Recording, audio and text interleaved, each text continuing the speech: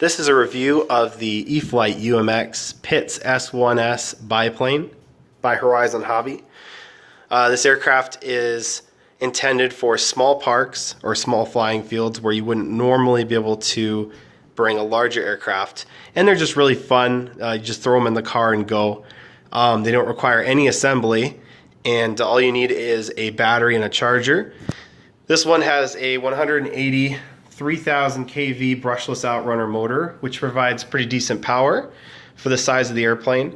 And required is a 2-cell battery. I like the 200 milliamp and the 280 milliamp batteries. They give you about 3 to 4 minutes flight time with max throttle, which honestly, if you're doing aerobatics of this plane, you're going to be using a lot of throttle. The airplane has some really great scale details. It has molding that resembles wing spars, has flying wires, 3-dimensional wheel pants, made of plastic canopy and pilot figure, and they even have some pretty decent decals on the outside of the airplane.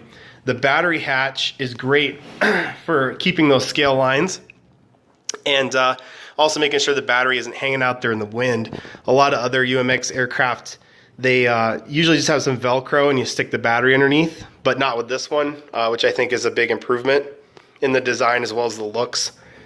The performance of the aircraft is pretty good. It has unlimited vertical for at least the first few minutes of flying.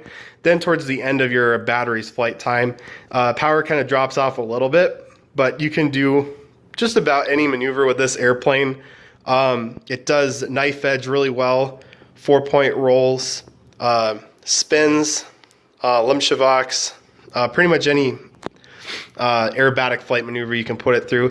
It's not a very good 3D machine, so I wouldn't really get this if that's your intended purpose. The Beast Pitts is a little bit lighter, has bigger control surfaces, and that one's better for 3D aerobatics. I don't think they offer that one anymore, but that's just an example of a 3D airplane.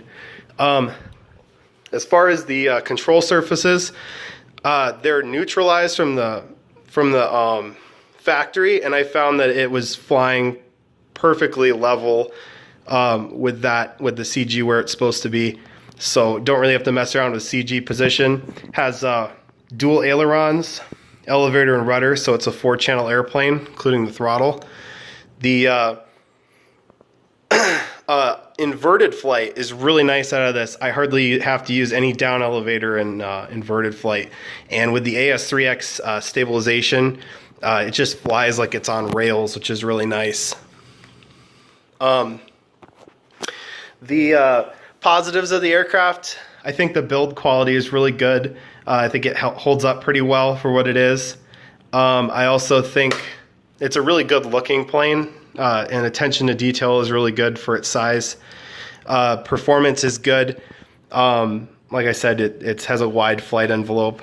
Some negatives though, I mean, the foam is a little on the fragile side just because, they have to make some compromises with weight in order to keep the performance up on the airplane. Also, there are some molding marks from the factory, so it's not going to look perfect coming out of the box, but it's just so small and delicate. I can kind of understand, how that would be. Another thing I noticed is the tail is a little warped a little bit. It leans a little to the right, if you can see that. And the tail wheel is also a little off to the right. So when you're taxiing around on the ground, it kind of tends to turn a little bit to the right. Flying the airplane, takeoffs and landings are pretty easy. The takeoff roll is short. And landing it, you do need to fly with a little bit of power just because you got extra drag from the extra wing on the airplane.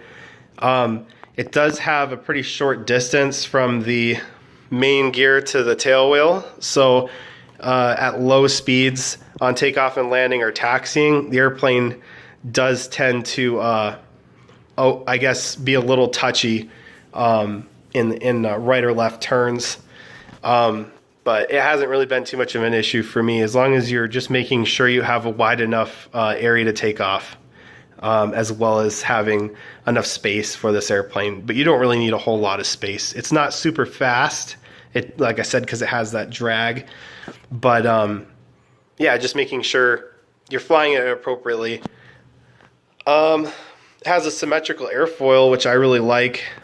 Some of the other UMX airplanes in the past, or ultra micro planes in the past, they just had undercambered wings, so it didn't do inverted flight as well. But this one does a great job. It flies, like I said, just as well upside down as it does right side up.